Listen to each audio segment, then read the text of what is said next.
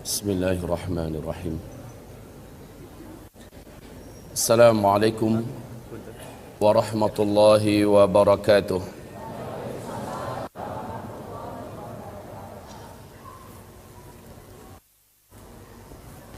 Alhamdulillahi rabbil alamin, wal aqibatu lil muttaqin, wala udwana illa 'alal zalimin.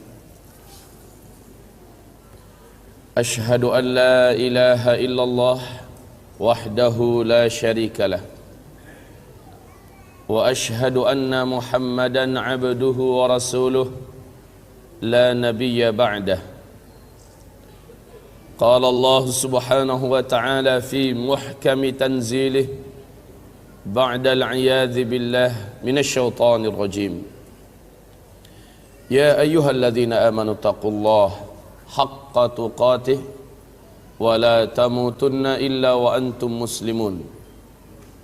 Wa qala ya ayyuhan nas ittaqu rabbakumul ladzi khalaqakum min nafsin wahidah wa khalaqa minha zawjaha wa batha minhuma rijalan katsira wa nisaa wattaqullaha الذي تساءلون به والأرحام إن الله كان عليكم رقيبا. وقال يا أيها الذين آمنوا اتقوا الله وقولوا قولا سديدا يصلح لكم أعمالكم ويغفر لكم ذنوبكم ومن يطع الله ورسوله فقد فاز فوزا عظيما. اللهم ارحمنا بالقرآن. وصدق الله العظيم. وقال النبي صلى الله عليه وسلم ألا إني قد جئتكم بها بيضاء نقية ليلها كنهارها لا يزيغ عنها بعد ذلك إلا هالك. أما بعد عباد الله معاشر المسلمين والمسلمات, segala puji dan syukur hanyalah untuk Allah Subhanahu wa taala. Salawat dan salam kita untuk kekasih Allah Rasulullah Muhammad Sayyidul Anbiya wal Mursalin sallallahu alaihi wasallam. Di dalam hadis sahih Imam Muslim diceritakan oleh sahabat Rasul yang mulia Umar bin Al-Khattab radhiyallahu anhu, ketika kami sedang duduk-duduk mengitari Nabi Muhammad sallallahu alaihi wasallam,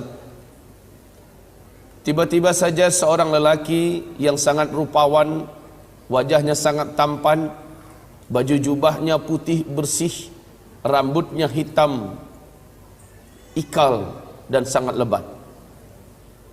Kami satu kota Madinah tidak kenal dengan laki-laki ini. Dengan sangat percaya diri dia langsung duduk di depan Nabi Muhammad sallallahu alaihi wasallam. Dia adu kedua lututnya dengan kedua lutut Nabi. Kedua telapak tangannya dia letakkan di atas kedua paha Nabi Muhammad sallallahu alaihi wasallam seolah-olah sudah sangat akrab. Langsung bertanya tentang Islam. Nabi menjawab dengan rukun Islam yang 5. Lalu apa kata laki-laki ini? Bagus, jawaban engkau benar. Kami heran, kata Umar. Dia yang datang, dia yang bertanya, saat dijawab dia yang membenarkan jawaban Nabi. Kemudian dia bertanya tentang iman. Dijawab oleh Rasulullah dengan rukun iman yang 6. Sekali lagi dia berkata, tepat. Ini juga jawabannya bagus, betul. Kemudian dia bertanya tentang ihsan. Dijawab oleh Rasulullah, anta'budallah ka'annaka tarah, fa in lam takun tarah, fa innahu yarak. Langsung dia bertanya, mata sa'ah. Hai Muhammad, kapan kiamat? Tanggalnya, bulannya, tahunnya kapan? Engkau telah sampaikan secara pasti kiamat sangat-sangat dekat. Kami ingin tahu kapan waktunya. Nabi menjawab, mal mas'ulu anha bi'a'lama minas sa'il. Minta maaf, untuk pertanyaan yang ini orang yang ditanya tidaklah lebih tahu dari apa yang ditanya dibandingkan dengan orang yang bertanya. Maksudnya ente lebih tahu, adapun saya memang benar-benar tidak tahu. Ini adab Nabi. Jangan sok tahu kalau memang tidak tahu. Kemudian ini juga keputusan dari langit bahwa tidak ada satu pun selain Allah yang tahu. Bahkan malaikat Jibril sekalipun tidak tahu. Yas'alunaka 'anis sa'ah ayyana mursaha fima anta min dzikraha ila rabbika muntahaha. Mereka bertanya tentang kiamat kepada engkau hai Muhammad, kapan akan terjadi? Engkau senantiasa memperingatkan tentang dekatnya masanya. Hanya Allah yang tahu. Hanya Allah lah Rabb engkau yang tahu. Dengan ini sepakat seluruh ulama Ahlus Sunnah wal Jamaah menyatakan sebagai akidah Ahlus Sunnah wal Jamaah, tidak ada satupun makhluk di bumi ini yang tahu kapan kiamat terjadi, maka tidak ada ramalan kiamat. Ini yang pertama, tidak ada ramalan kiamat. Kalau ada yang berani mengatakan kiamat terjadi pada tanggal anu, bulan anu, tahun anu, maka pastikan bahwa yang bersangkutan pendusta. Sehebat apapun dia, sekeramat apapun dia, hafiz Al-Quran dengan sempurna, seluruh hadis Nabi dalam kepalanya, seluruh kitab-kitab kuning, kitab-kitab gundul hafal oleh dia, tidak ketulungan, kalah Zakir Net hebat oleh dia. Apabila dia berbicara sampai petir keluar dari mulutnya, jenggotnya dari sini sampai ke Jakarta panjangnya, anggaplah begitu. Lalu dia berani mengatakan kiamat terjadi pada tanggal anu, bulan anu, tahun anu, wajib kita mendustakan. Tidak ada ramalan kiamat. Ini dulu yang pertama. Kemudian laki-laki ini bertanya lagi kepada Nabi Muhammad, akhbirni an amaratiha, ceritakan kepada saya tanda-tanda kiamat itu apa? Tanda-tanda bahwa kiamat sudah sangat dekat terjadi apa? Maka Nabi berkata, nah kalau ini pertanyaan kamu, ini gue banget ini, saya bisa jawab. Antalidal amatu rabataha wa antaral hufatal uratal alah ri'a asyah yatatawaluna fil bunyan. Selepas Nabi menjawab, laki-laki ini berdiri langsung pergi. Dicolek Umar oleh Nabi. Umar, ente tahu itu orang siapa? Enggak ya Rasulullah. Segera pergi susul dia, tangkap, bawa tangannya, dudukkan di sini. Giliran kita mau tanya dia siapa. Siap ya Rasul. Tahu ajalah Umar, lelaki yang terkenal dengan ketangkasan fisik, besarnya tubuh, cerdas luar biasa. Umar segera berdiri, langkahnya yang hampir 2 kali lipat langkah sahabat, menyusul keluar. Kata para sahabat dalam kitab sirah, kalau Umar naik di atas kuda perang, kuda dewasa perang, lalu kedua kakinya enggak diletakkan di atas besi yang ada tempat peletakan kaki itu, kudanya jalan, kedua kaki Umar gelayutan, maka akan membuat 2 garis di jalan, saking tingginya Umar. Umar jalan dengan sigap keluar, udah nggak ada tuh laki-laki. Ya Rasulullah, he's gone.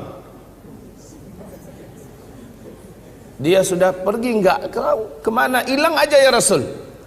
Maka kata Rasulullah, innahu Jibril, itu adalah malaikat Jibril, atakum liyu'allimakum dinakum. Dia datang kemari ngajarin ente semua tentang isi agama ini. Oke, kita lihat jawaban Nabi tentang tanda sangat dekatnya kiamat. Apa kata beliau? Antalidal amatu rabataha wa antaral hufatal uratal alata ri'a asyah yatatawaluna fil bunyan. Jika engkau menemukan satu zaman, orang yang hidup pada zaman itu sebelumnya mereka kere-kere, miskin-miskin, penggembala ternak, saking miskinnya mereka tidak mampu membeli sendal, membeli sepatu untuk membungkusi kaki, telanjang kaki dan telanjang dada. Yatatawaluna fil bunyan, tiba-tiba saja mereka menjadi kaya raya dan berkuasa, Lalu mereka berlomba-lomba serta berbangga-bangga membangun gedung-gedung yang tinggi. Jika zaman itu sudah engkau temukan, maka jarak masa antara engkau dengan terjadinya kiamat sudah sangat dekat. Ini hadis sahih Muslim. Di dalam hadis Imam Ahmad, Abu Hurairah bertanya kepada Rasulullah, "Ya Rasulullah, siapakah yang engkau maksud? Miskin, penggembala ternak, tidak beralas kaki, bertelanjang dada, tiba-tiba mereka menjadi kaya raya dan berkuasa. Lalu mereka berlomba-lomba membangun gedung-gedung yang tinggi. Siapakah yang engkau maksud ya Rasul?" Jawaban Rasulullah, "Humul Arab." Mereka adalah bangsa Arab. Mari kita lihat realita. Dulu Jazirah Arab satu saja namanya, Jazirah Arab. Negeri yang gersang tandus, gurun Sahara yang luas, tidak punya harapan dan tak punya masa depan. Miskin. Dagang kecil-kecilan, juga ada usaha bertani dan beternak semampunya. Miskin. Tapi saat minyak bumi ditemukan, mereka langsung berubah 180 derajat. Berubah menjadi negara petrodolar yang sangat melimpah kekayaan dan hartanya. Mereka mendirikan negara sendiri-sendiri. Pecah dari Jazirah Arab menjadi 7 negara. Arab Saudi, Kuwait, Bahrain, Qatar, Uni Emirat Arab, Oman, dan Yemen. Lihat, Jazirah Arab yang dulu miskin, hari ini menjadi negara petrodolar, sudah berlomba-lomba membangun gedung-gedung yang tinggi. Lihat saja yang terdekat dengan kita, Makkah Al-Mukarramah. Apa yang dibangun oleh kerajaan Arab Saudi di sekitar Masjidil Haram, Masya Allah. Gedung-gedung tinggi, bukit-bukit sekitar Masjidil Haram diratakan dengan tanah, lalu diganti dengan gedung-gedung super mewah mencakar langit yang membuat terbelalak seluruh mata-mata yang ada di dunia. Lebih tinggi daripada bukit-bukit yang ada. Ka'bah hanya satu titik hitam di bawah selangkangan tower Zamzam yang sangat perkasa. Lihat sekitar Masjid Nabawi, hotel-hotel bintang 5 dibangun seperti akan menenggelamkan Masjid Nabawi. Lemes Masjid Nabawi di tengah-tengah hotel-hotel tinggi yang besar. Madinah Al-Munawwarah berubah menjadi kota yang menakjubkan. Pergilah ke Riyadh, kita akan lupa kalau kita sedang ada di negeri Arab, karena kota itu telah disulap menjadi kota metropolitan ala Eropa dengan gedung-gedung tinggi pencakar langitnya. Silahkan datang ke Taif, negeri tandus penuh dengan bebatuan dan cadas, bukit-bukit. Apa yang dibuat di Taif sekarang disulap kaum muslimin. Silakan lihat ke Jeddah, pusat perdagangan Timur Tengah di Jeddah hari ini. Ya Allah, ya Rabb, seperti di Eropa, hamba-hamba Allah. Sekarang kita lihat kepada negeri Arab lainnya, Kuwait. Ada yang punya rezeki, mampirlah. Lihat kota besar Kuwait, ya Rabb. Minder kota-kota yang ada di Eropa bila melihat kemajuan pembangunan yang ada di Kuwait. Abu Dhabi, ibu kotanya Qatar. Subhanallah, berbagai macam jenis dan model gedung-gedung terbaru bermunculan di sana. Saling berlomba mana yang paling tinggi. Lihat Dubai, ibu kota Uni Emirat Arab. Kebanggaan dunia pada hari ini, bahkan gedung tertinggi di dunia adanya di Dubai. Gedung tertinggi di dunia hari ini adanya di Dubai, namanya Burj Khalifah, tingginya 828 meter. Apakah perlombaan membangun gedung yang tinggi sudah selesai di Arab? Tidak. Saat ini sedang berlangsung tahun yang ke-6 pembangunan gedung yang direncanakan mengalahkan gedung tertinggi di dunia yang ada di Dubai. Di mana? Di Jeddah, di tepi Laut Merah. Gedung ini disebut dan dinamakan dengan Kingdom Tower. Ketinggiannya 1,2 km. Diperkirakan selesai tahun 2018. Paling cepat. menghabiskan dana 140 triliun, dipegang oleh Pangeran Al-Walid bin Talal. Masya Allah. Yatatawaluna fil bunyan. Mereka dulunya miskin, penggembala ternak, tidak beralas kaki, bertelanjang dada, tiba-tiba menjadi kaya raya dan berkuasa. Lalu mereka berlomba-lomba dan berbangga-bangga membangun gedung-gedung yang tinggi. Jika zaman itu sudah engkau temukan, kata Rasulullah, maka jarak masa antara engkau dengan terjadinya kiamat sudah sangat-sangat dekat. Tanda yang tidak terbantahkan, fakta yang sudah kita temukan telanjang mata di depan mata kita. Ini yang pertama. Yang kedua, fakta bahwa kita sudah sangat dekat, bahwa ini benar-benar akhir zaman. Yang kedua adalah hadis Imam Ahmad berikut ini, dinyatakan oleh Syekh Ahmad Syakir, hadis ini sahih. Walaupun Syekh Albani mengatakan hadis ini hasan, tetapi ulama-ulama ahli hadisnya memberatkan kepada kesahihan hadis ini. Tentang 5 fase sejarah yang pasti dijalani oleh umat Islam sejak Nabi diutus sampai umat Islam lenyap seluruhnya dari muka bumi ini. Habis-habisnya orang Islam. Rasul bersabda, takunun nubuwah fikum masyaallah an takun, thumma yarfa'uha Allah idza syaa yarfa'aha, ثم تكون خلافة على منهاج النبوة فتكون ما شاء الله أن تكون ثم يرفعها إذا شاء أن يرفعها ثم يكون ملكا عضا فتكون ما شاء الله أن تكون ثم يرفعها إذا شاء أن يرفعها ثم تكون ملكا جبريا فتكون ما شاء الله أن تكون ثم يرفعها إذا شاء أن يرفعها ثم تكون خلافة على منهاج النبوة ta'ummul arda. Di riwayat yang lain thumma sakat. Artinya umatku ini akan menjalani 5 fase sejarah. Awas, hati-hati, pegang ini hadis, lihat kondisi dan posisi kita di mana dalam 5 fase sejarah ini. Yang pertama, boleh saya mulai menulis? Mungkin bapak kami sebelah sini tidak dapat melihat apa-apa ya. Agak dimundurkan sedikit kali.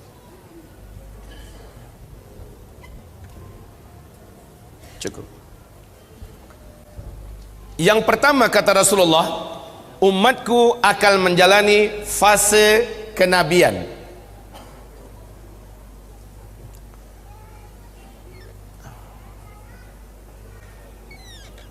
Ini fase kenabian, di mana umat Nabi langsung dipimpin oleh beliau sendiri, oleh Muhammad sendiri. Dan fase ini pasti berakhir kata Rasulullah. Seluruh ahli sejarah sepakat bahwa fase ini telah berakhir dengan wafatnya Nabi Muhammad sallallahu alaihi wasallam. Umat Islam, umat Nabi masuk pada fase kedua.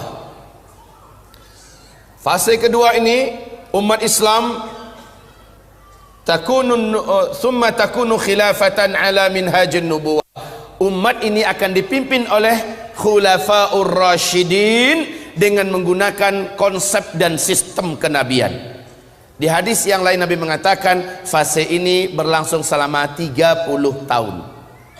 Wafatnya Khalifah Ali bin Abi Thalib adalah tahun ke-29 Hijriah tambah 6 bulan. Yang 6 bulan lagi dipimpin oleh Hasan bin Ali untuk mempersatukan kalimat kaum muslimin dan meredam fitnah yang terjadi. Persis seperti kata Nabi kepada cucunya Hasan, ini penyelamat umat dan pemersatu umat nanti.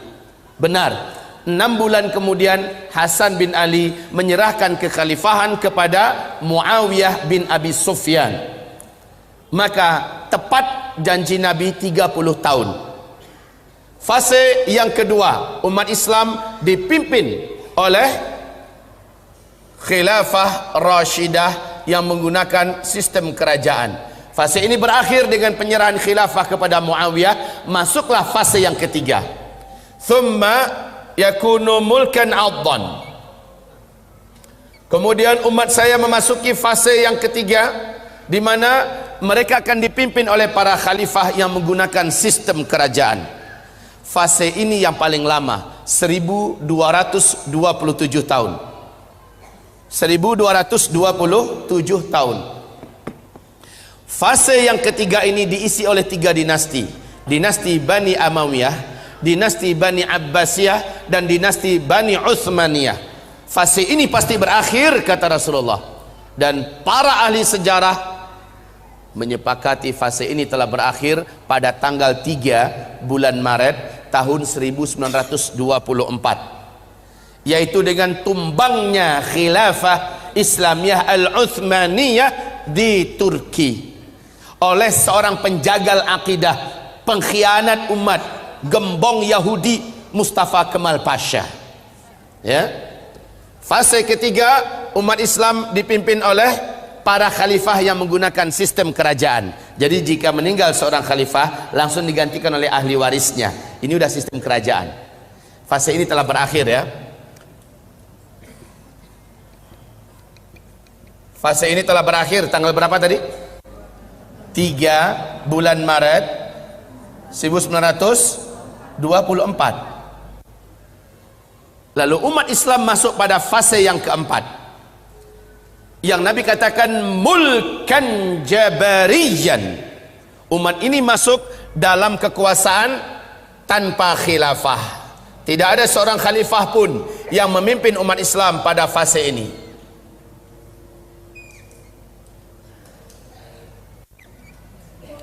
Tidak ada seorang khalifah pun yang memimpin umat Islam. Ini adalah fase kekosongan khilafah, yang diterjemahkan ke dalam bahasa Indonesia mulkan jabarian, yaitu fase kediktatoran. Awas kaum muslimin, tidak ada khilafah Islamiyah. Maka pernyataan ISIS yang mengumumkan khilafah Islamiyah, secara konsep hadis ini bukan masa khilafah. Yang kedua, secara fikih, seluruh ulama ahlus sunnah wal jamaah satu bumi ini, baik ulama ahlus thughur yang sedang ada di medan-medan jihad, atau ulama yang ada di atas mimbar, di atas kebenaran, di belakang-belakang meja, sepakat menolak khilafah ala ISIS. Ini bukan zaman khilafah, tapi ini adalah zaman kediktatoran. Kaum muslimin yang kami muliakan, pada zaman ini umat Nabi diuji dengan sedahsyat-dahsyatnya ujian. Pada zaman ini Islam menjadi pecundang. Pada zaman ini kaum muslimin menjadi korban dan mangsa. Pada zaman ini tidak ada harga dan wibawa bagi Islam, tidak ada izzah dan kemuliaan. Pada zaman ini iman betul-betul diuji. Pada zaman inilah ibarat Allah yang kami muliakan, munculnya Dajjal. Ibarat Allah yang kami muliakan, ada orang yang hidup paginya masih dianggap oleh Allah beriman. Saking beratnya ujian pada fase keempat, sorenya menurut Allah dia sudah keluar dari iman. Sorenya dia masih beriman, besok paginya dia sudah keluar dari iman. Ba'u dinahum bi'aradin minad dunya. Saking tamaknya dengan dunia, saking inginnya menyelamatkan hidup dunia, dia rela menggadaikan agamanya.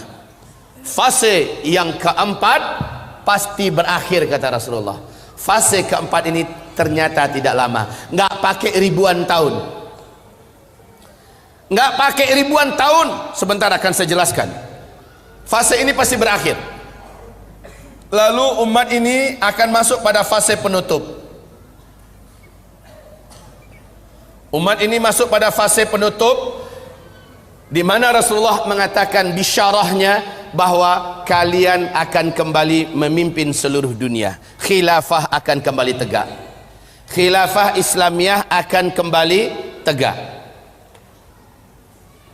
Kaum muslimin, hamba-hamba Allah sekalian yang kami muliakan, janji Allah bahwa dunia akan kembali dipimpin oleh umat Islam ada dalam Al-Quran.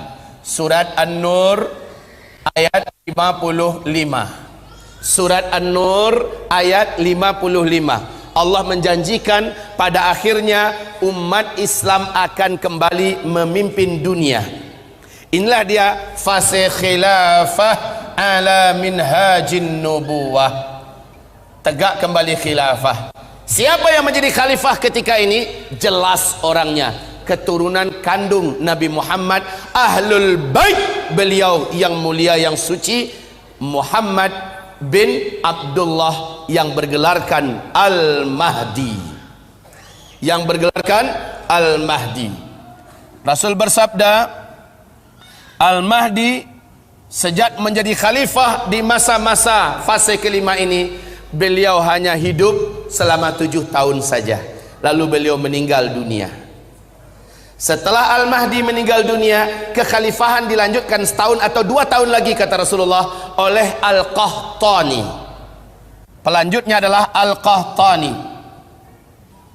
Dan kata beliau, Al-Qahtani ini sama adilnya dengan Al-Mahdi, sama bijaksananya, sama arifnya, sama mulia akhlaknya, sama taatnya dalam beribadah. Al-Qahtani juga meninggal dunia serentak dengan seluruh umat Nabi yang hidup di muka bumi ini, serentak meninggal dunia dalam kejadian tanda besar kiamat yang ke-7. Inilah penutup fase yang kelima, ya, di mana serentak seluruh orang-orang beriman meninggal dunia, diwafatkan oleh Allah Subhanahu wa taala. Apa yang terjadi? Tanda besar kiamat yang ke-7 itu apa? Sebentar lagi saya akan sampaikan. Intinya kaum muslimin yang kami muliakan, inilah 5 fase. 5 fase sejarah yang wajib dijalani oleh umat Nabi Muhammad sallallahu alaihi wasallam, yang pada akhirnya dunia akan kembali dipimpin oleh khilafah Islamiyah. Mungkin saudaraku Bapak mengenal dengan baik apa yang disebut dengan CIA. Siapa Pak? Intelijen Amerika Serikat. Di New York Times, CIA Amerika Serikat mengumumkan, menurut analisa mereka, menurut hitung-hitungan mereka, dunia masa depan memang akan kembali dipimpin oleh khilafah Islamiyah. Dan yang paling mengejutkan, mereka menyebutkan perkiraan tahunnya. Menurut mereka tahunnya adalah 2020, dunia akan kembali dipimpin oleh khilafah Islamiyah. Allahu Akbar. Jika ini benar, tapi tentu saja kita tidak disuruh untuk mengimani pernyataan ramalan orang-orang kafir. Sekedar tahu sih oke. Setidaknya kita tahu di New York Times, majalah paling bergengsi Amerika Serikat, CIA memberikan pernyataan yang spektakuler bahwa khilafah Islamiyah akan kembali memimpin dunia, startnya 2020. Ini pernyataan mereka. KGB Rusia, intelijen Rusia, KGB Rusia memberikan pernyataan yang gak jauh beda. Apa pernyataan KGB Rusia? Puncak jaya-jayanya khilafah Islamiyah di masa yang akan datang adalah tahun 2025. Jika menurut CIA startnya 2020, maka menurut KGB Rusia 2025. Apapun kata mereka, bukan di sana kita membangun akidah dan keyakinan kita. Kita membangun akidah dan keyakinan kita di Al-Quran surat An-Nur ayat 55. Allah menjanjikan, setelah kamu kehilangan dan mengalami masa kekosongan kepemimpinan dunia, umat Islam tidak dipimpin oleh seorang khalifah pun, dan umat Islam benar-benar bulan-bulanan di sini. Allah menjanjikan kamu benar-benar akan menjadi khalifah kembali, pemimpin kembali yang akan mengayomi seluruh dunia. Ini janji Allah. Juga menurut hadis ini, Islam akan kembali memimpin dunia. Kaum muslimin, hamba-hamba Allah yang kami muliakan, 5 fase. 5 fase.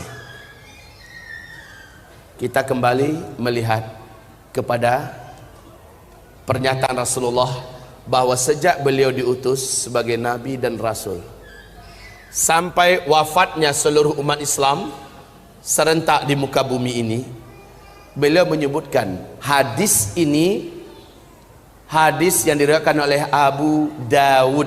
Status hadis ini dhaif. Status hadis ini dhaif. Bahkan ada yang sampai ke derajat dhaif jiddan, sangat lemah. namun masih dihitung masuk ke dalam hadis ahad. Karena turuknya yang banyak atau jalur periwayatan hadis ini banyak, naik derajatnya ke derajat hasan li ghairih. Boleh meriwayatkan hadis ini, tetapi adabnya wajib disampaikan status hadis. Kemudian adabnya juga umat tidak dibenarkan membangun akidah dan keyakinan di atas hadis dhaif, bahkan hadis hasan. Namun dia boleh diriwayatkan karena dia tetaplah hadis Nabi Muhammad sallallahu alaihi wasallam.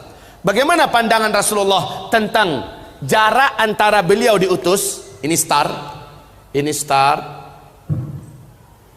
dan ini adalah finish. Wafatnya umat Islam serentak di muka bumi adalah finishnya. Sejak aku diutus sampai umat ini wafat, Allah telah mentakdirkan untuk umatku masa mereka di bumi ini hanya 1 hari saja di sisi Allah. 1 hari di sisi Allah kita ngitungnya berapa lama? Ya, surat As-Sajdah ayat 5 ya. Yudabbirul amra minas samai ilal ard thumma ya'ruju ilayhi fi yawmin kana miqdaruhu alfa sanah mimma ta'uddun. 1 hari di sisi Allah kamu merasakan dan menghitungnya di dunia 1000 tahun. Jika Rasul mengatakan umur umatku di sisi Allah hidup di bumi ini hanya 1 hari saja, maknanya 1000 tahun, lalu Allah menambahkan untuk umatku 1/2 hari lagi. Semoga umatku tidak menjadi lemah karena Allah menambahkan untuk mereka 1/2 hari lagi. 1/2 hari. Jam 11 kalau kita ngitungnya jam 11 pagi, udah mulai kita hitung 1/2 hari nggak itu? Hah? 11:30 udah mulai kita hitung 1/2 hari nggak itu? Jam 12 kurang 1/4 udah kita hitung 1/2 hari nggak itu? Iya, kurang-kurang sedikit kita sudah hitung 1/2 hari. Oke, lihat hitung-hitungannya. Lihat hitung-hitungannya kaum muslimin. 1,5 hari. Para ulama Ahlus Sunnah wal Jamaah ketika mencoba mentafsirkan, merincikan hadis ini, maka mereka mengatakan umur umat Islam di bumi ini lebih dari 1400 tahun, tapi tidak akan sampai full 1500 tahun hitungan hijriyah. Hitungan hijriyah. Ada yang mengatakan 1476 tahun umat ini sudah hilang di muka bumi. Umat Islam, umat Nabi sudah habis. Ada yang mengatakan 1477 umat Islam sudah habis. Belum kiamat loh ya, tapi umat Islamnya sudah habis. Ada yang mengatakan 1482 umat Islam sudah habis. Kaum muslimin, kita cari aman aja dah. 1500 full. Sekarang kita hitung tahun hijriah keberapa kita sekarang? Sudah 1427 hijriah. Hijriah itu artinya setelah Nabi hijrah dari Mekah ke Madinah, kan begitu? Baru mulai dihitung hijriah. Ada 10 tahun setelah Nabi hijrah dan ada 13 tahun sebelum hijrah. Menghitung umur umat Nabi di bumi ini bukan sejak beliau hijrah, tapi sejak beliau diutus sebagai Nabi dan Rasul. Maknanya ada 13 tahun yang belum dimasukkan kemari. Paham? Tambahkan 1450 tahun. Seandainya kita masukkan kepada hitungan di atas, ambil full saja 1500, artinya sisa umat Islam ada di bumi ini hanya 50 tahun lagi umat Islam habis. Ada yang udah mulai lemas lututnya. Udah pada sarapan semua tadi? Makin kesininya makin ini loh Pak, tegangannya makin tinggi. Jadi yang jantungnya lemah tolong didoping dulu dah sekarang. Masyiral muslimin, ini ya fakta yang kedua.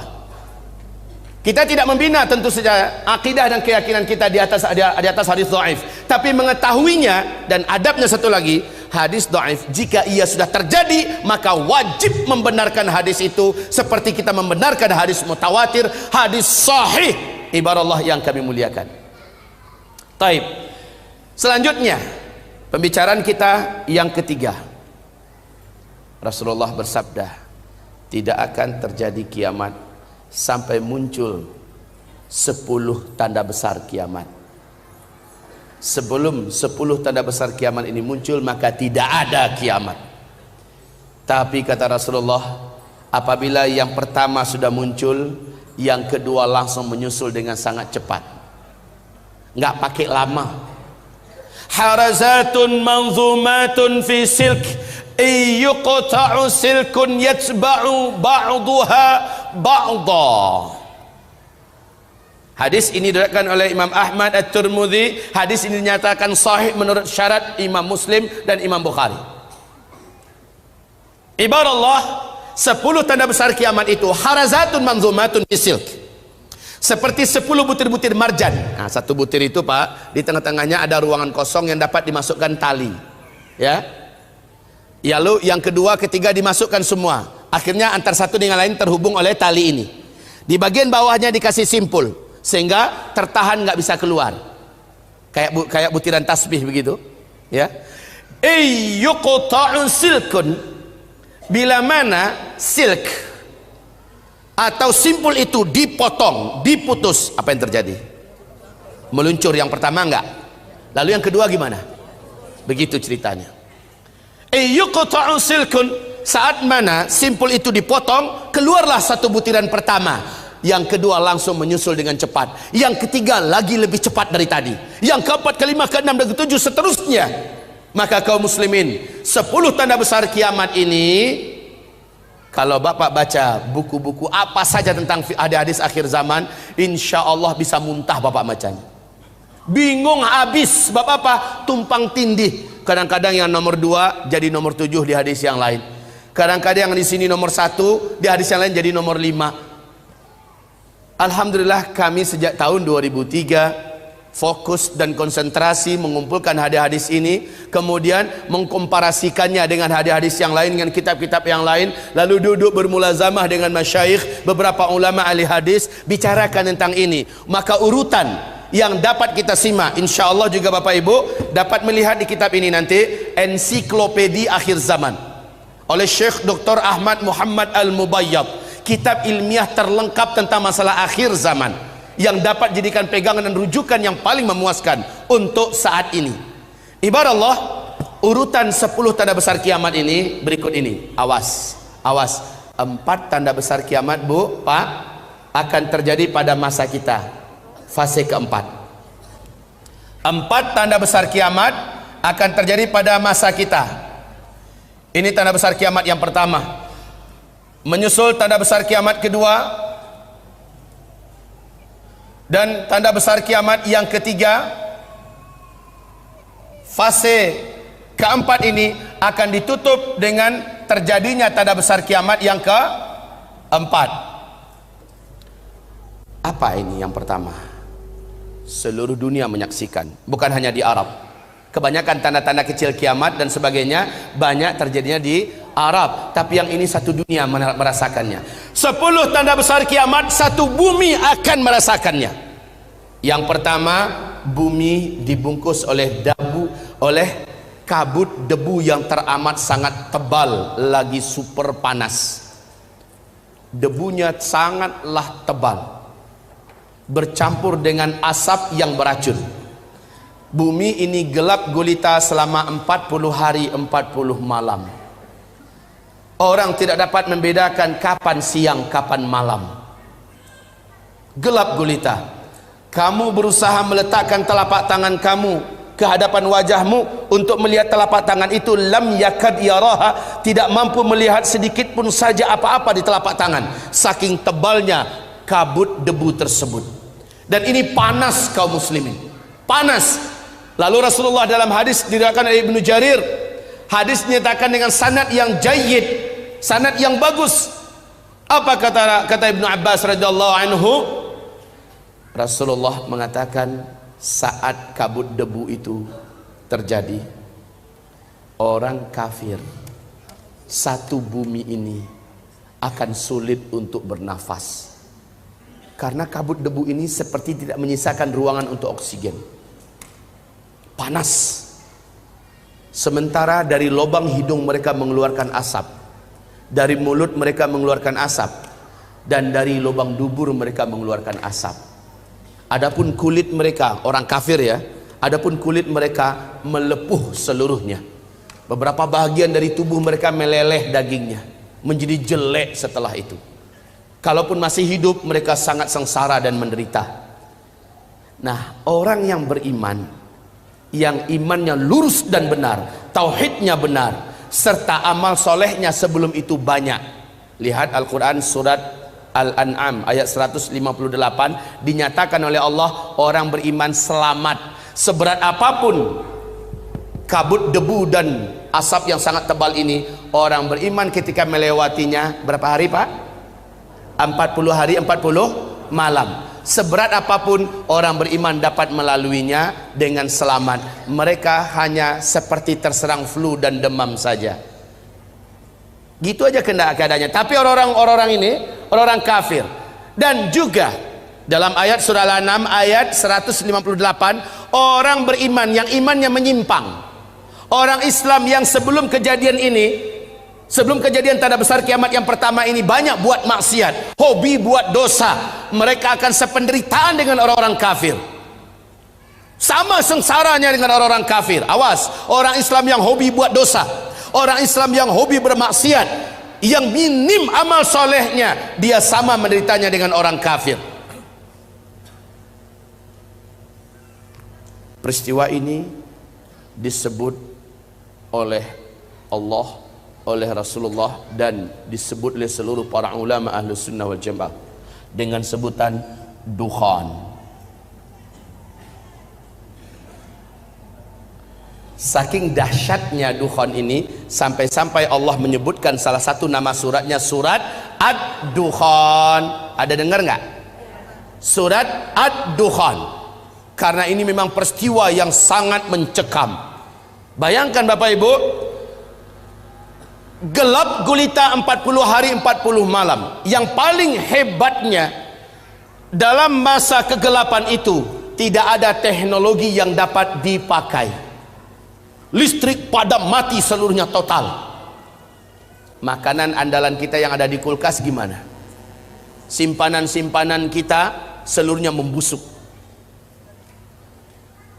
Ad-Dukhan selama 40 hari 40 malam. Sahabat-sahabat bertanya, ya Rasulullah, bagaimana cara kami membedakan waktu-waktu salat, bahwa salat zuhur dah masuk, asar dah masuk, gimana? Kamu kira-kira saja, kata Rasulullah.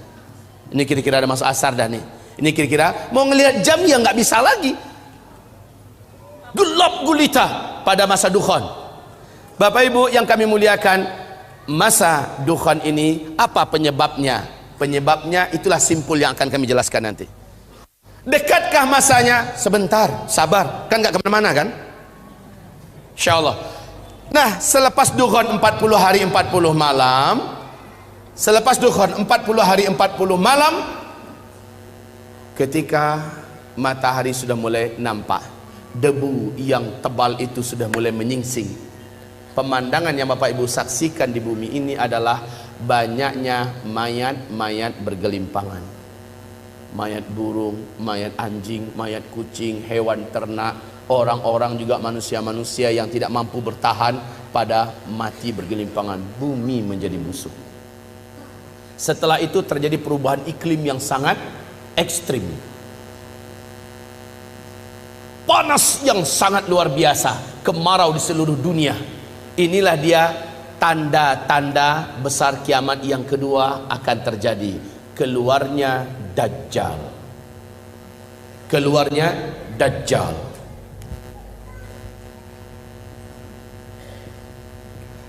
Na'udzubillah minad Dajjal. Na'udzubillah minad Dajjal. Menjelang Dajjal keluar, sabda Rasulullah, akan ada tahun-tahun kemarau yang sangat berat. 3 tahun menjelang Dajjal keluar. Tahun pertamanya sepertiga air dari langit Allah tahan. Bukan hanya untuk di Arab. Kalau Arab sekarang lagi lebat-lebatnya hujan Pak. Sekarang ini saya baru dapat kiriman gambar dari sahabat saya yang ada di Mekah. Subhanallah, Masya Allah, sekarang hujan lagi lebat-lebatnya, kata beliau kemarin, baru 2 hari yang lalu.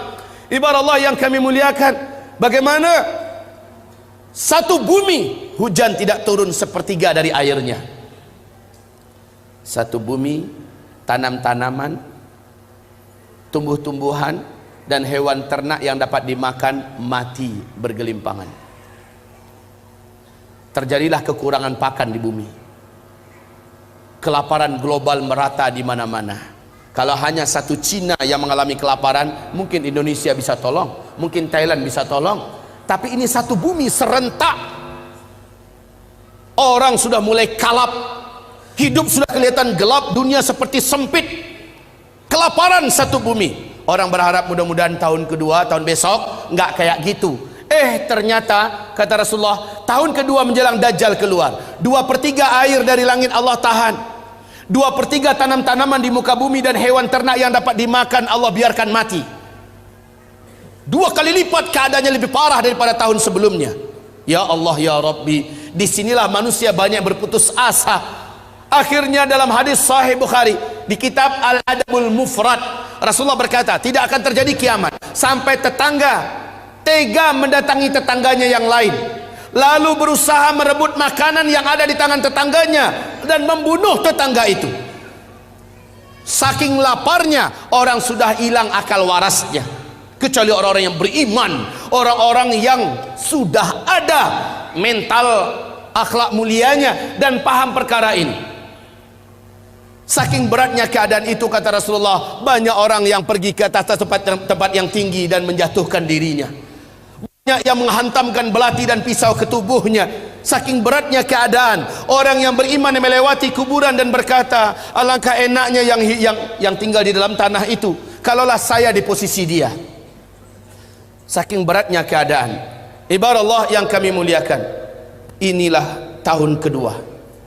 Tahun ketiga di mana tahun itu Dajjal keluar, sama sekali air dari langit tidak lagi ada yang turun, dan tanam-tanaman satu bumi ini mati, seluruh hewan ternak mati, kecuali beberapa binatang berkuku yang Allah biarkan tetap hidup. Dalam keyakinan kami, kuda salah satu di antara binatang yang Allah pertahankan untuk hidup, onta, ya, beberapa binatang berkuku lainnya.